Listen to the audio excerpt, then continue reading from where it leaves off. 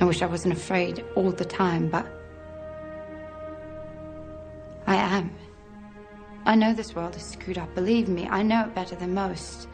Which is why I wanted to ask if there's anything I can do to help make it right. Please let me know. If you wish.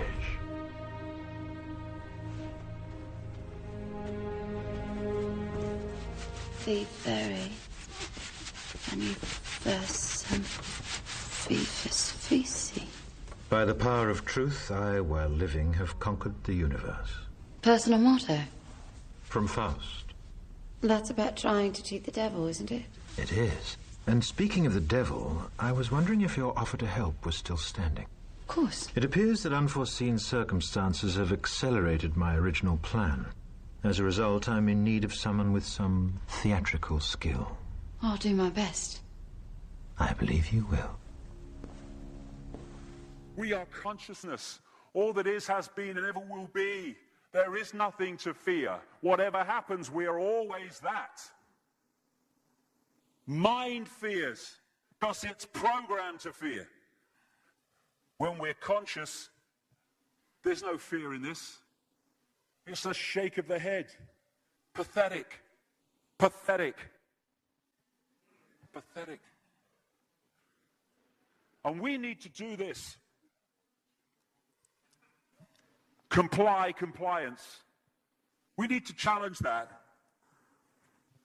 Not with violence, not even with aggression. We just need not to fight it. We need to walk away, because without our acquiescence, it cannot survive. You know, when you look at a pyramid, we've been manipulated to believe the power in a pyramid is at the top. It ain't. The top of the pyramid is there because the rest of the pyramid's holding it up. We're holding this whole thing together. There's a story I told many years ago of a British comedian called Larry Grayson, who died. I kind of knew him vaguely, and not closely, but vaguely. I went to his memorial service in Covent Garden, and this other comedian did this tribute to his life, in which he read out this story that Larry Grayson had told him. When they were going around the variety halls and the theaters in the 60s, they had this all-male show. And Larry Grayson was the only woman in it because he's dressed up as a woman. And he said that the end of the show, the last scene, all the sailors, all the men came on dressed as sailors, and they were singing Rule Britannia. You know, Rule Britannia, Britannia rules the waves. Oh, I'm very pleased for you. Okay?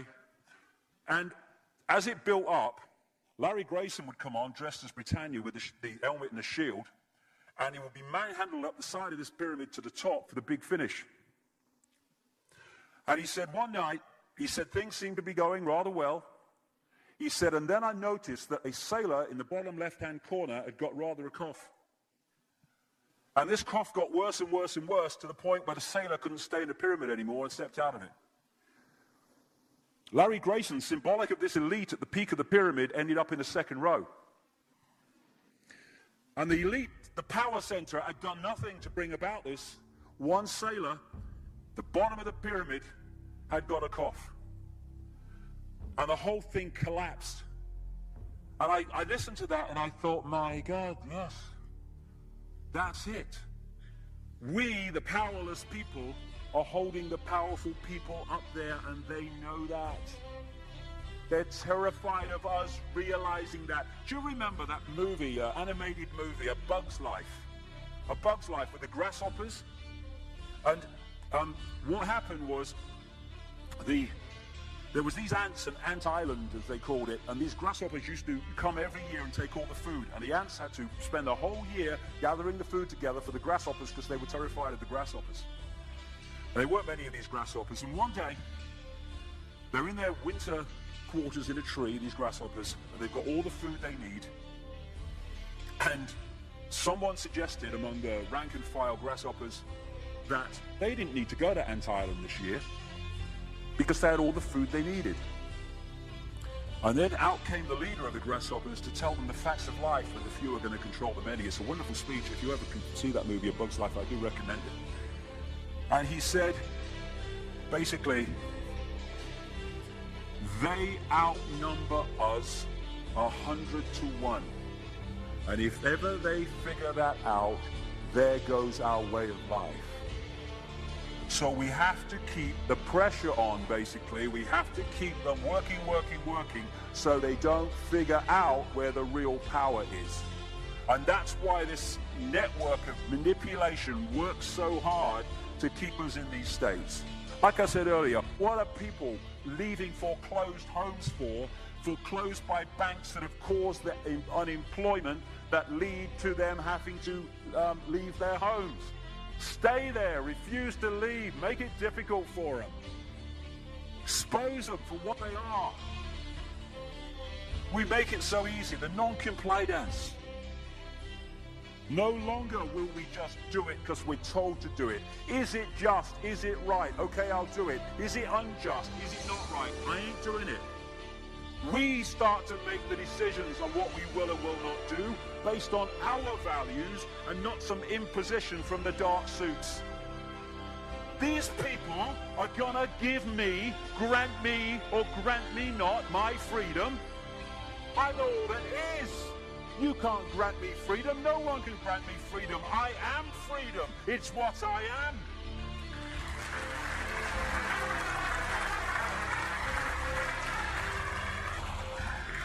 The big question, what would consciousness do? What would consciousness do in this situation? And when we ask that question, it really just changed the way we see the world. Not what would I do, mine, right. What would consciousness do? You know, this is a great line. If it's not right, don't do it. If it's not true, don't say it. And what would transform this world overnight is if we started doing what we knew to be right in the situations we face, instead of what we think is right for us in the moment. Not what are the consequences for me, or what's the best thing for me, how do I get the best deal out of this? What is right? What is just in this situation? If we started making decisions based on that, the world would transform overnight. These are very simple things. If we want a world of peace, then we need to be peaceful. We don't need to fight for it. We just need to be peaceful, and we'll bring that about. If we want a world of kindness, we need to be kind, and then it will naturally unfold. We don't fight for kindness. As Martin Luther King said, it's a wonderful saying, piece of oratory. Cowardice asks the question, is it safe? Expediency asks the question, is it politic? Vanity asks the question, is it popular? But consciousness asks the question, is it right? And there comes a time when one must take a position that is neither safe, nor politic, nor popular, but one must take it because it is right. And when enough of us do that, what is right will manifest by definition. And we're in this position now where this vibrational change, this energetic change is taking place, where we can start cracking these eggshells, where we can start becoming the full magnitude of who we are, where we can be consciousness in the now, using mind to experience this reality instead of being governed by it, turning the key to let consciousness in. We're being offered this opportunity now. No longer can we say we didn't realize who we are, we didn't know we could do that. I was kind of waking up one day, and I saw this earth imprisoned, and I saw this big lock and a key going in and being turned. I went on the internet just very shortly afterwards. I was looking for a picture, not this one, and that's what I saw.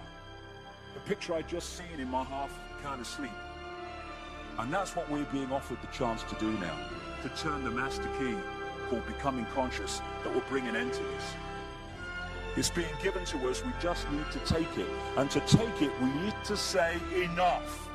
Enough of being enslaved by these people, enough of being enslaved by our manipulated ignorance, enough of being enslaved by the fear of being who we are.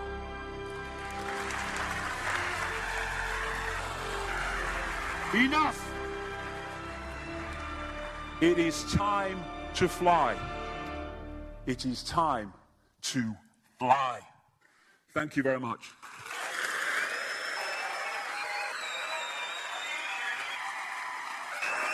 Thank you. Thank you very much.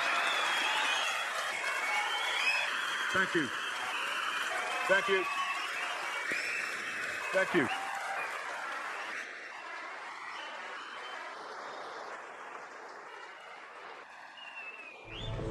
Enemy is approaching fast. Requesting orders. General, what should we do? There's no response from command. Or from party leader Creedy.